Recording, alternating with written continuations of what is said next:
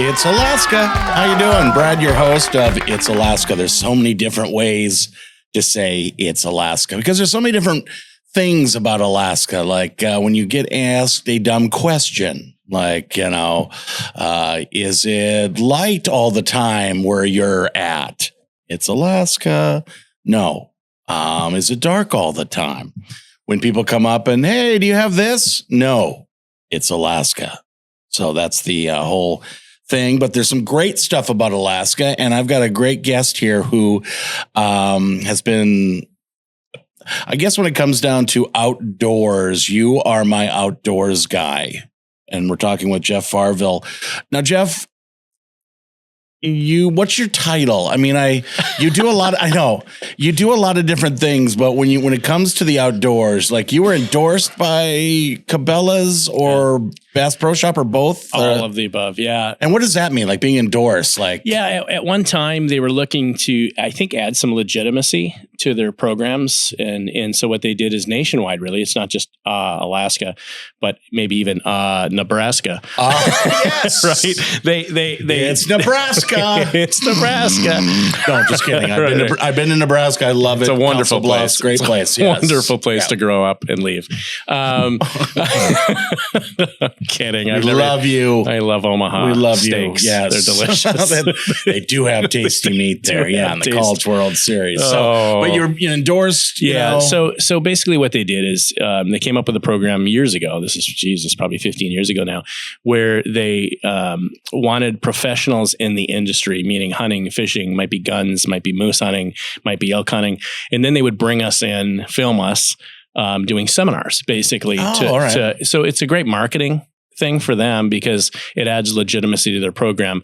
And it also allows them to ask guides and outfitters really what they should have in their stores. Because if I'm asking for things that I need to give my seminar and they don't have it, well, that's probably a pretty big miss. Yeah, they're not getting sales. Correct. You must have got a lot of free cool shit. I got a lot of free cool shit over the years. A lot of stuff. You know what I really need is a $300,000 wood stove because that would be nice at Moose Camp is what that would be. I mean, I've never had one. I've just like the rest of us put 7 rocks around a ring, but man, Typical. A wood stove would be where it would be at. Be so great. That's I guess, going back, I came up in 1991. So I've been up here a long time. I was a transplant. From Michigan. I'm from Northern Michigan, Marquette, Michigan. So you've been part of the outdoors your whole life. Yeah. Yeah. I grew up hunting and fishing and I ended up here playing hockey originally, way back in the day. And, and the rest is history, right? I stayed like many of us that come up here and I fell in love with the outdoors and hunting and fishing side of things. And I had a weird trajectory, like you said, done a little bit of everything. And I think that's Alaskan, right? When you talk to a lot of guys and gals up here, they've had their fingers or feet in everything. Some of it good, some of it bad. Some of it bad, yeah. Some of it illegal. Some of it sticky. Yeah, some of it illegal and now legal. Yeah. But you're right. No. Fine line between the two. I'd like to clear that up right now. Yeah. You're right. I would say so, yes. Physically, not morally. Physically, not morally. Yes. No, I think that's a good point, though, to come up to Alaska, and live here. You've done a lot of different things. And I think that's why you fit in here because you've done so many different things and you can relate to a lot of different stuff up here. Yeah, I can relate to the guy. I always think of myself when I came up here in 91. So that would have made me like, 22 years old, 23 years old, 55 now.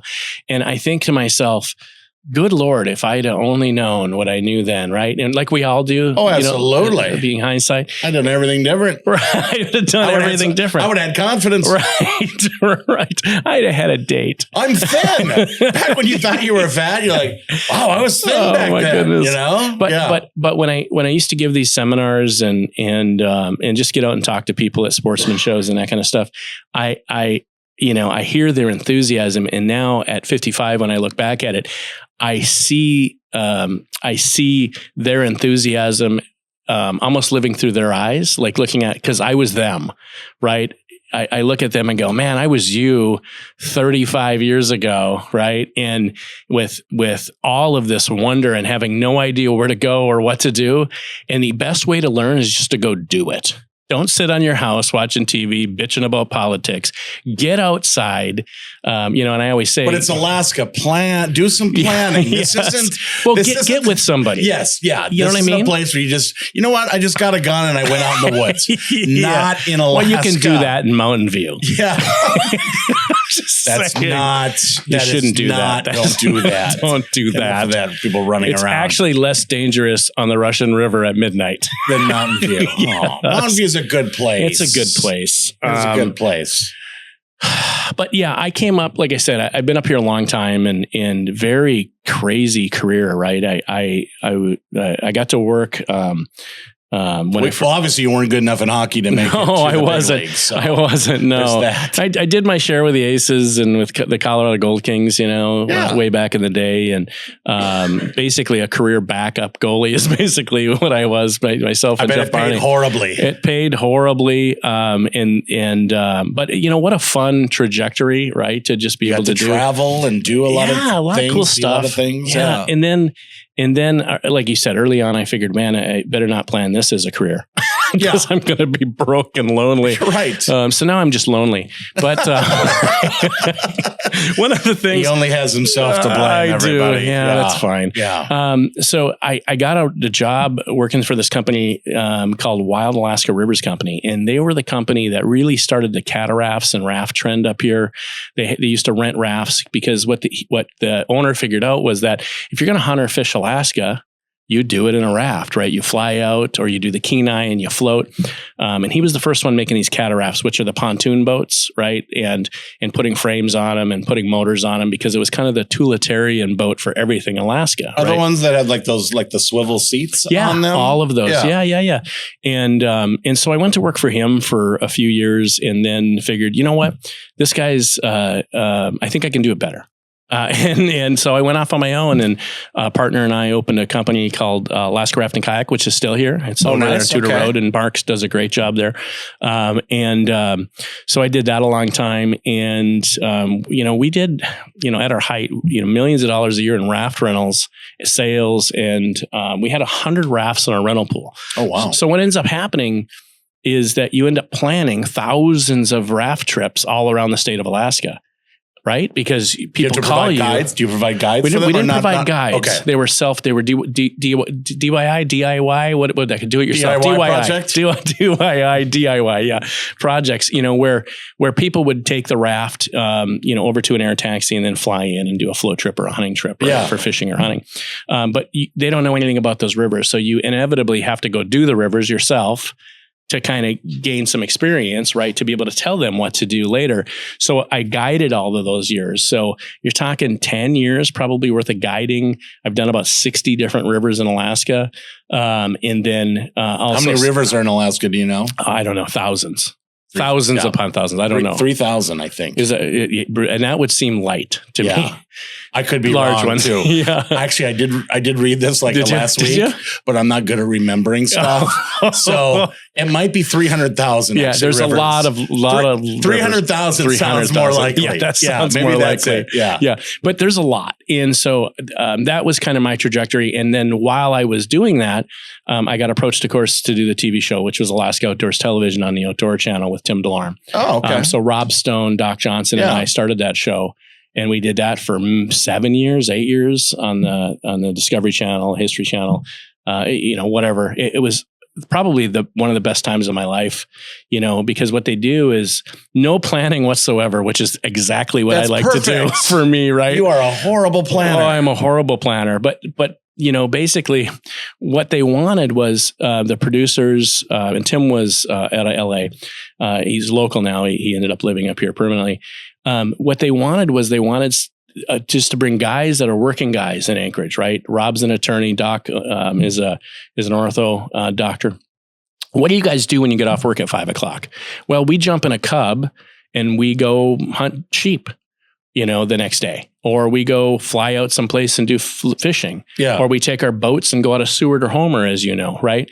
And what happened is folks in the lower 48 are just astounded by that, right? And we go, well, it's Alaska. Nice. Right? I love that. Right? Yeah. Because, you lower 48, you jump in your truck or your car and you head to your cabin or lake or whatever. Jumping in a plane, in a small little plane, it's like, wow, that's unique. Right. But for here, it's like, no, that's kind of how you do it. People don't quite understand that, hey, let's go to this place. Yeah, you can only get there by plane, or you've got a ferry in, or there's, that's what makes it so unique here is that things aren't like other places. No, they're not. And to your point about being careful, right? We had been doing this for years at this point, right? 10 years. So we were experienced. So I think our folks that watched the show really gained some out of it. But it was reality TV, true reality TV, to where we didn't have a plan. We got GoPros, kind of taped to us. And I'll tell you a funny story. We had never done this part. I'd never been on camera before, professionally.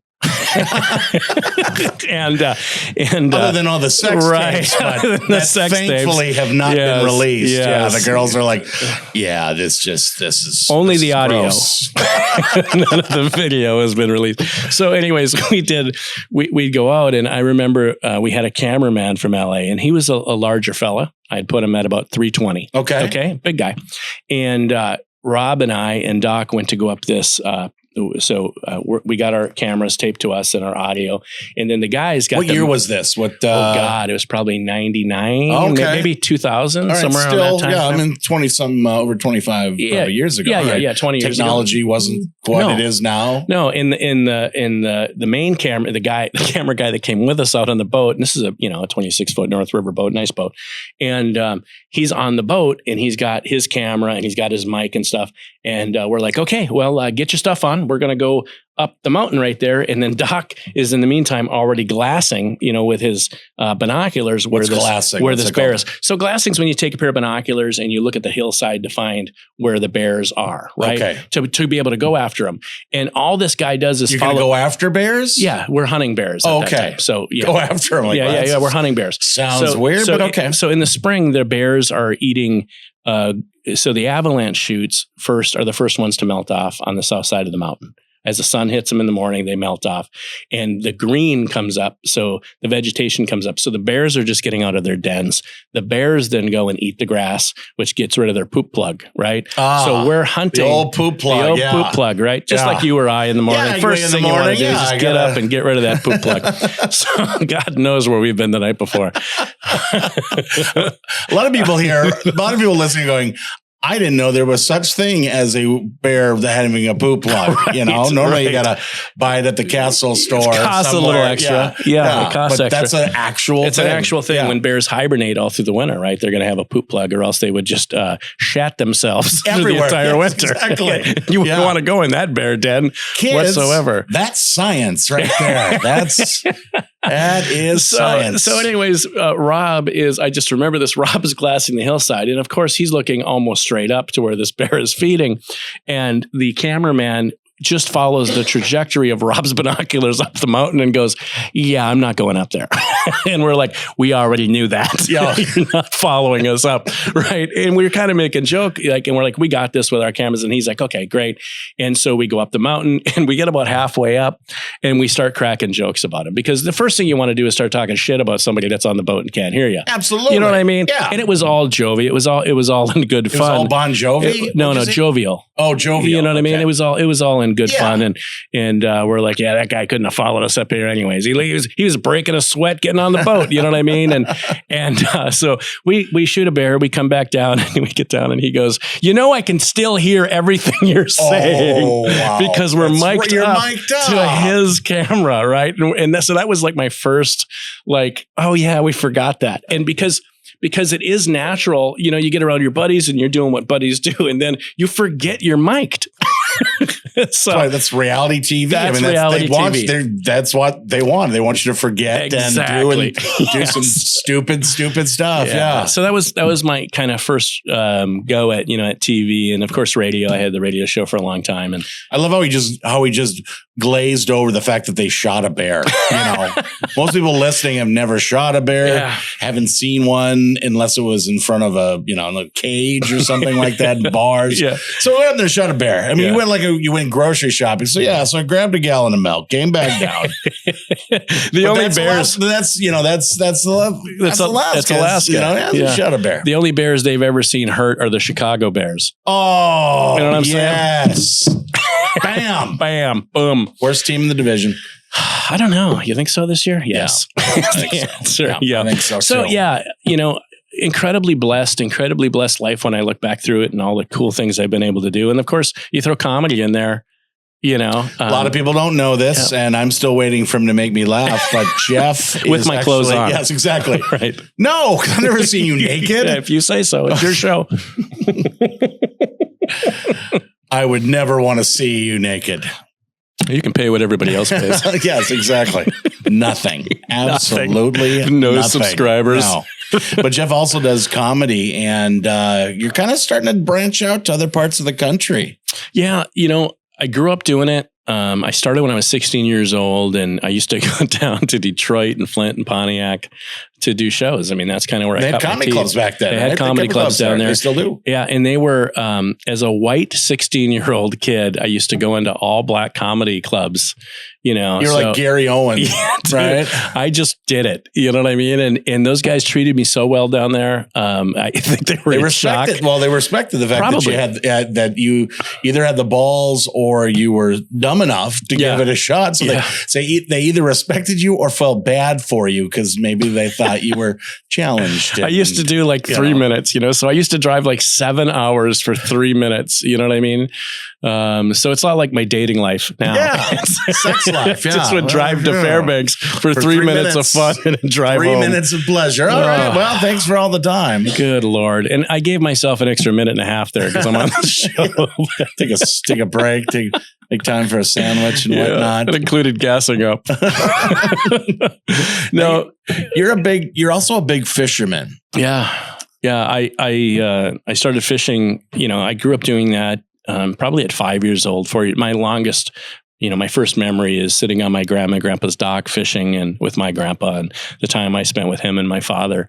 And I've never lost that. I think that Alaska is another one of those places that anytime your ego becomes too big, just go outside and disappear in the wilderness on a river sometime for a day. And you get a reality check really quick. The first bear you run into that doesn't care who you are, and or you're moose just, too. Or moose, they're dangerous. Yeah, you know what I mean. And so for me, I still probably at least once a week, twice a week, make time, whether it's in the evening or if it's a full day, to go out and fly fish. My passion, but I also have a boat for the ocean. And there's this really weird thing with hunting and fishing, and I think it's the same path. And it's probably like a lot of other things, maybe something that you grew up doing, whatever you do, and you hone your art, whatever that is, right? And for me, it's fishing, your craft, for hunting and fishing. The first thing you do is you just want to learn it, right? You usually learn from somebody else. And then you just want oftentimes a father, correct, father, uncle, grandfather, something like that. Yeah. And then you just want to catch everything or kill everything. And that's your mentality is I just got to prove it to myself that I can get it because it's so much fun. And I saw my grandfather or dad do it. And I want to catch all these trout. Right. And then pretty soon you get to the next stage, which is I want to catch the trout, right? I don't want to catch one. I want to catch the big trout. Yeah. Right. And then you get to, okay, I caught the big trout. Now I want to catch the big trout on a 5-weight fly rod. Right now you're limiting the equipment, and now I want to catch the big trout on a 5-weight fly rod. You're challenging yourself, and you keep stepping it up until it's just so ridiculous. Yeah, by the end, that's true. You know what I mean? That's true. My dad, would go hunting, and he in Minnesota go bear hunting, and he would use a black bear, black powder rifle. Yeah, you get one shot. Yeah, I'm like, go. And I said, why? Why don't you want to give yourself a better chance? He goes, no, this, he's done all this other stuff. He's already done it. You want to be challenged. Yeah, and that doesn't matter what you do. Once things become, I've done it. Okay, let's do it. Yeah. And I love doing it. What's that next step? What's that next gaming level? Whether it's a video game or whatever something it is. Real life. Yeah. What's that next challenge? Yeah. And so that trout is the big boss. That's the level 35 big boss you're trying to kill, right? And yes. And and really trying to push yourself. And then a strange thing happens. And for me, it happened probably into my, and because I'm blessed with Alaska and I get to do it every day, and I gained the experience earlier than most, right? Because of time. Whatever you do, the more time you do it, the better you get at it. Most people. Hopefully. If you're, there's a lot of, there's some people out there that they've been, I've been doing it for 20, 30 years. Like, wow. And you're still not good at it. There's a lot of people that do meth and they're really good at it. Really good at it. I've seen them around. No teeth left, but they're still able to function. Rippers. Yeah. So what happened to me, and it's probably in my early 40s, is that I had done it all, right, in my mind. And then I graduated to the next thing, which is teaching others how to do it. And then seeing that spark, that light in their eye, especially kids, when they do what I did for the first time, whatever that is, whatever level that is. Yeah. And that's kind of how I filleth my cup now, is I like giving back to be able to share it with others and to bring people out when they get that first 80-pound halibut. And by the way, it might be a 30-pound halibut before a 50, before it's 80, before 100. Those are fish stories. Yeah. Right, you know what I mean? It's got to start somewhere, but yeah. It's got to start somewhere. And so whether that's hunting, whether that's fishing, I think it probably goes to everything in life, right? Once you get to a certain level of whatever that is, it's better for me, and you almost live vicariously through others. I think that's what I do now. I love watching them succeed. I know exactly what you mean. Well, it's like being a parent, and for a parent, I mean, how great is it Christmas morning where your kids are opening their presents and you get to be a kid again because you're excited for them, and it reminds you of when you were younger. And Christmas morning was one of the biggest parts of being a kid. And, right. And it's like kind of like music is sometimes, where it's a time traveling device where you can feel like you went back in time, and that's exactly like it too, where you're sharing something with other people, and it's their first time, and if makes you feel like it's your first time. Yeah, that's the greatest thing I think about kids and grandkids. Right. So I have 2 boys and 1 daughter, and they're all adults now. They're all 3 are adults, and one of them, we're very blessed. We have 4 grandchildren now, and it's so cool to bring the 9-year-old, 10-year-old out to watch her fish and halibut, And again, because it's Alaska, and because she's an Alaskan chick, right? She's an Alaskan girl. She's catching halibut and puking over the side of the boat at the same time, like, bleh, and doesn't need any help. Will not accept help, right? Fish hits the boat and she's conking it over the head, and there's blood. That's awesome to me. And that's the way it's supposed to be. It's supposed to be. And if you're in Alaska, you will see, a lot of bumper stickers say Alaska chicks kick ass. Yeah, they do. It's a brand. It is a brand. They do. It's a different lifestyle, certainly. My daughter, when she came up, when Emily came up to visit, she comes up every year. She's in the public health industry and very successful. But she still comes up every year to go fishing with Dad, right? Because she loves salmon fishing. And we go down to the Kenai, and our thing is we'll take a couple days and we'll float with the raft and fish. And inevitably we'll get out on a gravel bar, and she's single, blonde, 27 years old, pink waders, right? And she's out Looks like her mom. Looks like her mom. And she's out there and she's catching salmon. And she's usually got her limit, whether that's 3 or 6 fish per day, very quickly. And she'll usually get up to whatever that limit is and stop one short just so she can fish with Dad the rest of the day. And then because she knows she can get the other one. Well, inevitably, she's a better fisher person than you are. Well, I didn't say that, but she's good. Okay. Well, and sounds like she caught her limit before you did. But, no. But she'll go almost up to her limit and then just fish, because in Alaska, once you limit out, you're not supposed to continue to fish, right? Yeah. So she knows she can continue to fish that way. And inevitably, some young boys will stop on a gravel bar or come this way and, hey, do you need any help? We can net you, we can show you how to do it. And she's just like, nah, I'm totally not interested. She's like, nah, I don't need any help from boys. I'm just fine. You know what I mean? I've been doing this since I was 5 years old. I'm good. Those are my fish over there. A lot of the women here are much more manly than I am. They do more manly things. Yes. And I'm not afraid to admit that. I'm like, yeah, you're a little feminine, though. I am not. Just kidding. I am not feminine. Look at the way I dress. It's not feminine at all. You know what? There's a lot of women that wear flannel in Alaska. That's true. That's true. It's true. And it doesn't mean they go one way or the other or whatever. Not. Yeah. It does not. That's one thing. I don't even care if they can net fish. Yeah. And that's one thing when you come to Alaska, you can't judge things because you never know. You could be at the nicest restaurant in town, and the person sitting next to you is wearing Carhartts and a sweatshirt and a hat. And he could be the richest guy. Could be a millionaire. Could be a millionaire, billionaire. Yeah, billionaire. Yeah. We see that all the time, right? I have friends. We both, Brad and I both have many friends in the industry, in the music industry, right?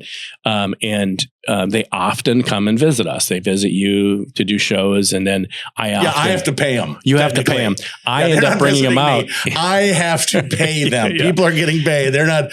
Thank you for making it sound so sweet. Yeah, they're just coming up to see Brad. No, I have to write them. Well, they come see me to go fishing. A very large check, and then you get to take them fishing. I get to take them fishing or hunting, and I've been so blessed to. And these folks have turned into like some of my best friends in the world, right? But to your point, I'm thinking of one individual, who, it's really funny. We were out and we fished all day long, and then we went to a bar down in Homer, a very infamous bar. Individual. So what you're saying is a celebrity. Yeah, I'll just say, I don't know who to. I don't care. So Barry Stock, Barry and I are good from friends. 3 Days Grace. Yeah, he's the lead guitarist for 3 Days Grace. One of the most successful bands on the planet, right? Yeah, and you can't argue with it. It is what it is. I was telling Brad the other day, I think they're up to 19 #1 songs on Billboard. And Brad was like, charts. "Come on, man, that's impressive." Yeah, I didn't believe you. I didn't believe you. And then I looked it up in Wikipedia, which, sorry, I still haven't given you a donation, but you're welcome. Whatever. But it's pretty impressive. But it's true. Yeah, it is impressive. But the nicest guy in the world. But looks, the reason he loves coming up to Alaska, and the reason his buddies in the industry like coming up here, he's got a long gray beard. He actually looks like a homeless trapper. Right. And that's the look up here. That's the look. I love it. And he loves it because he goes, I look like everybody else. I'm covered with tattoos. I got a few piercings. I might even have a face tattoo. My hair's up in a bun, or I don't have any hair, or I'm in a flannel, and nobody recognizes them and nobody cares. Yeah. And they love that, right? Those guys at that level love not being recognized. You can be just one of the boys. Whoever you want. Yeah. Well, speaking of that, what do you have? I got a couple of things I want to ask you. Do you have a favorite celebrity story that somebody came up and you got to take them fishing or hunting, and either funny or maybe life or death or something happened? Do you have what's one of your favorite ones to tell? Yeah, I'd have to say Barry, because Barry, Barry and I are really, really close. And so. Barry Stock, we're talking about from 3 Days Grace. He came up and we moose hunted, and we went out moose hunting, and the first time we went up, he had just performed at the state fair. Right. This is like the first time I ever met him. Right. And we met through mutual friends, their lead singer at the time and current one of their lead singers. Yeah. Because their lead singer came. They have two of them. The first one, Matt Walst. Yeah. The first one left and came back. Now, so they have, Adam Gonchier left and then came back. So now they have Matt Walst and Adam Gonchier. They have two lead singers, which is cool, but yet they have to split more money. Right. It's like having Sammy Hagar and David Lee Roth. Right. You know what I mean? Yeah, exactly. And but anyways, so he comes up and he's like, man, I really want to do this moose hunting thing. And I'm like, well, let's go. Let's just go. I'll take you up with me and you can just tag along. Right. So he tagged along with me, and, there's no money exchange. We just did it. And so I took him on like a 7-mile jaunt, straight uphill, straight downhill, straight uphill. And we're sitting in a sushi restaurant the next, that evening, and his legs start cramping up, and he's trying not to show me that his legs are cramping up. He's trying to suck it up. But at one point he has to stand up, and he's all straight legged trying to walk around, and he's, and it was killing him. And I'm like, man, do we need to go? Like, get a hotel and just go back and take a hot shower? And he's like, dude, my legs are fried. And so, oh, that's him right now. Let's go to the phone. No, it's not him. Yeah. No. So our deal was the next morning. So the next morning we went out again, and I shot a moose, and he thought that was the coolest thing ever. Right. Well, the funniest thing is that whole year he was like, I'm coming next year. I'm going to moose hunt. I'm going to buy the license. I'm going to bring my own rifle, blah, blah, blah, blah. And, to come up and moose hunt Alaska with Jeff. And is that possible? I mean, can you? Yeah. You don't need a guide to hunt moose in Alaska. The only thing that requires a guide in Alaska is a brown bear or a sheep. And the reason for that is because it's considered a dangerous animal, either because it can kill you itself, which is a brown bear, right? Or the conditions like Dall sheep hunting You have to hike up mountains. Correct. And it's treacherous. And there's ledges and things. You can get yourself in trouble pretty fast. I will never, ever do either of those. So, so as a resident, you could just come up and hunt, right? Which is a non-resident. You'd have to buy a non-resident tag and blah, blah, blah. Yeah, so it is possible. So if you want to come hunt here, a lot of people think, it's You can. Yeah, sure.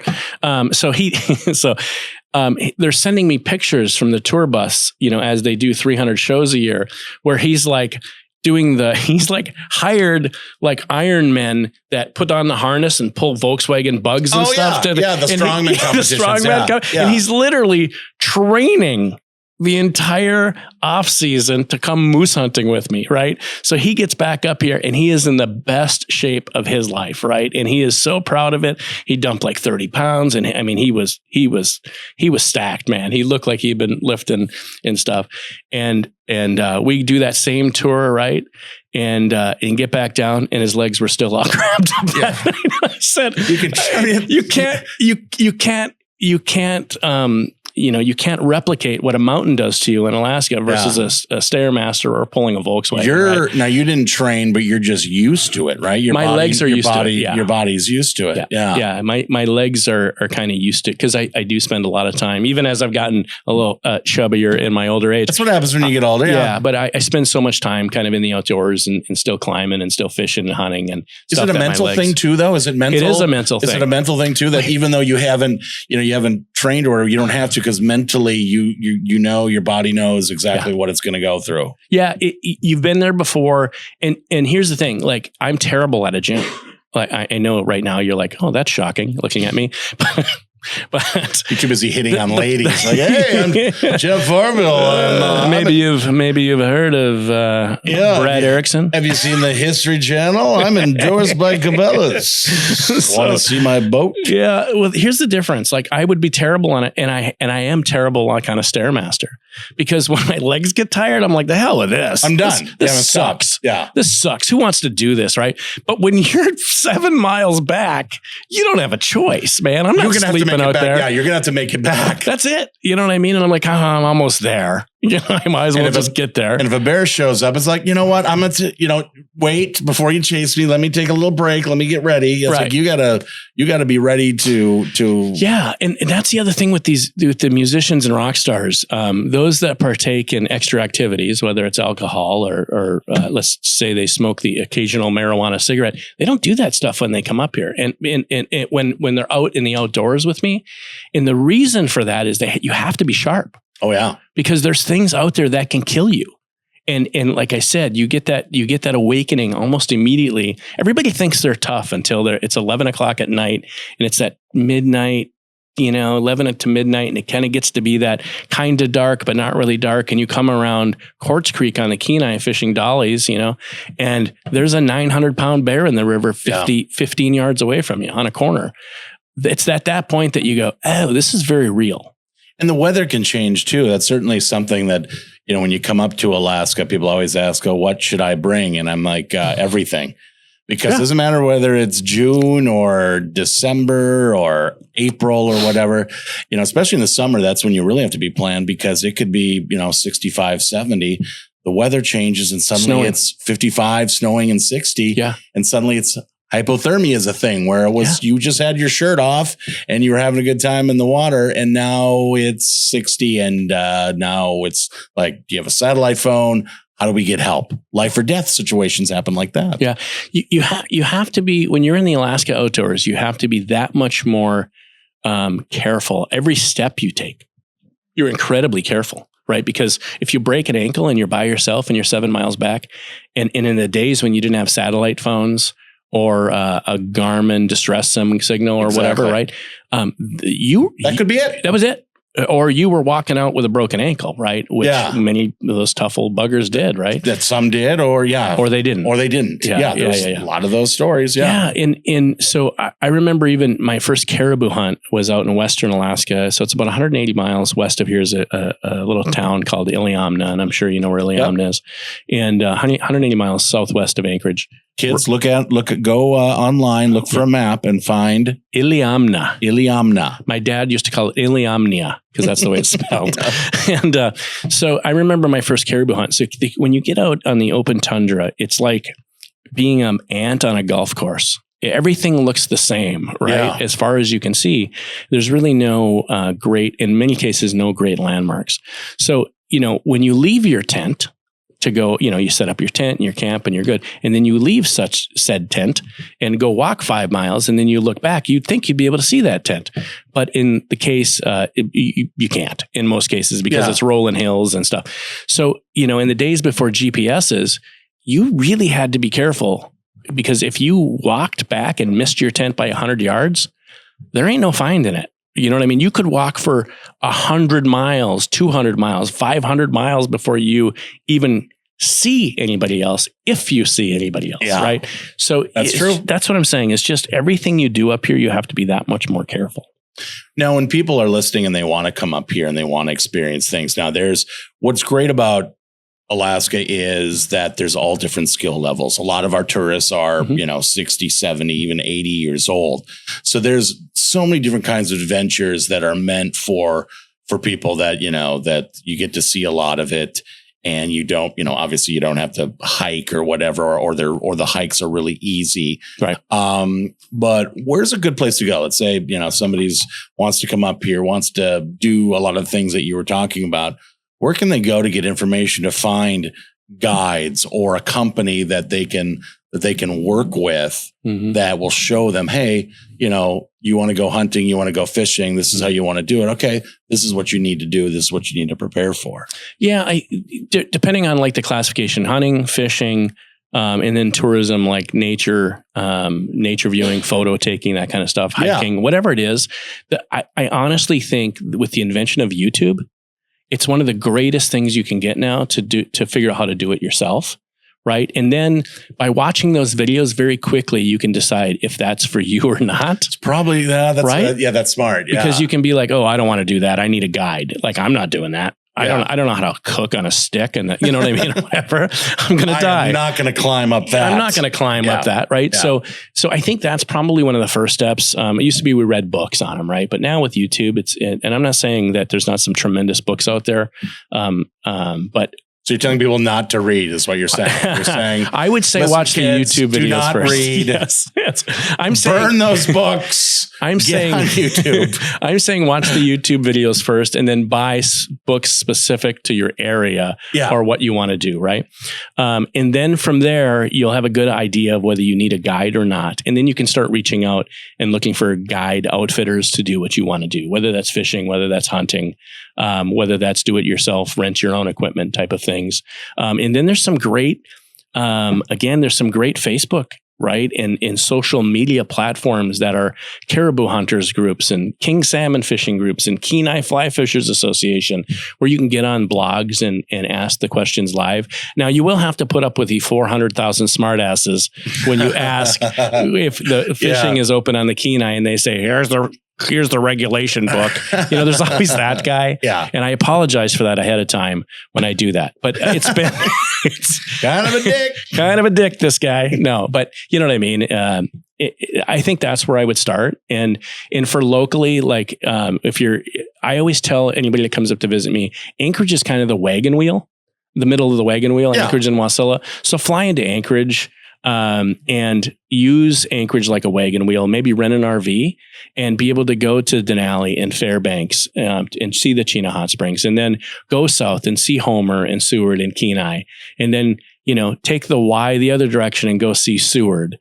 Stop in Whittier, right? It's all different. It's all completely different. All different, right? You can go out on the ocean one day. You can go on a ski lift the next day. You can go down to Valdez, go in the other direction. There's just but here's the thing that people don't get about Alaska. It's so enormous, right? It stretches from Maine to Minnesota to Texas if you put it on a map of the U.S.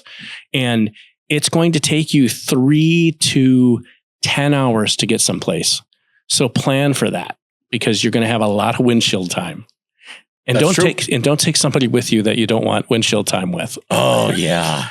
You forget about that. Well, the wife, husband staying at home. That's why everybody just comes up with their hunting buddies. And before we get done, obviously, you're dealing with a lot of people coming up here.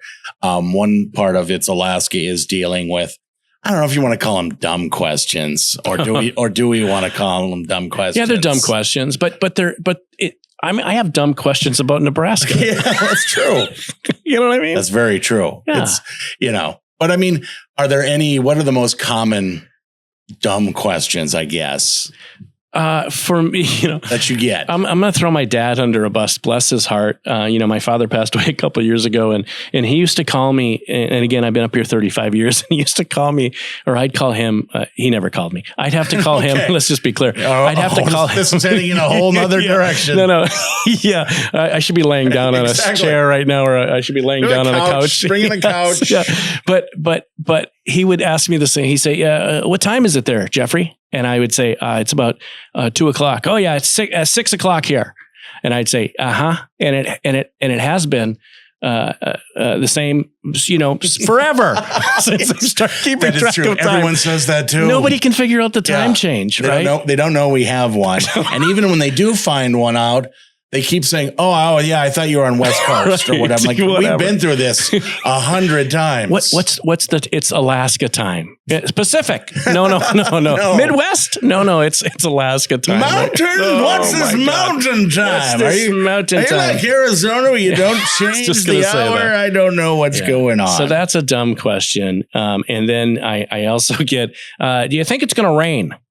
Well, what's the weather like in June? I get that one a lot. And of course, the infamous, is it dark all the time? Or is it light all the time? Or is it light all the time? And I just go, yep. Yes. Depending on where you're at. Exactly. Yes. Or is it dark and light all the time? It depends on, again, what part of the stage you're on. Just look at a map. Look at a real map, not the one where we're by Hawaii. Right. Look at a real map where you've got the lower, you got the lower 48. You got Canada, and you got some crap up here. I don't know where that is. And then here's Alaska. I think it's called British Columbia. That maybe that's the Yukon. Yeah, there you go. That's okay. And then you've got Alaska. So yeah, I think that that's the questions I get the most of. In the weather one, I go back to only because when you think of when somebody asks you what the weather's like in Michigan, you go, oh, it's nice. Right? Or San Diego. It's nice today, 70 degrees. And it's probably like that in Sacramento and Los Angeles. A lot of probably places nice. Are very similar, yes. A lot of similar, right? Well, in Alaska, again, you could be in Texas, you could be in Maine, or you could be in Minnesota. Fairbanks, it's 95. They're so far away. 65 or 60, yeah. Just because of the location. So that would be the biggest thing. Yeah. Now, do you have anything to promote? I mean, do you... we like to give people some time to promote their business or something. Yeah, not really, Brad. I would say the comedy shows, as I refocus, I started my first tour, as tour, I call it, because I had like a 5-day, 5 shows back to back. Screw it. Go with it. Call it a tour. Call it a tour. Yeah. I'm calling it a tour. Absolutely. It sounds and that was in the early 90s with Charlie Murphy was my first guy. Really? You toured with Charlie Murphy? Well, I did 5 shows with him. No, you toured with Charlie Murphy. Yeah. Did he show up to all of them? He was awesome. He was so good to me, and he was such a great guy.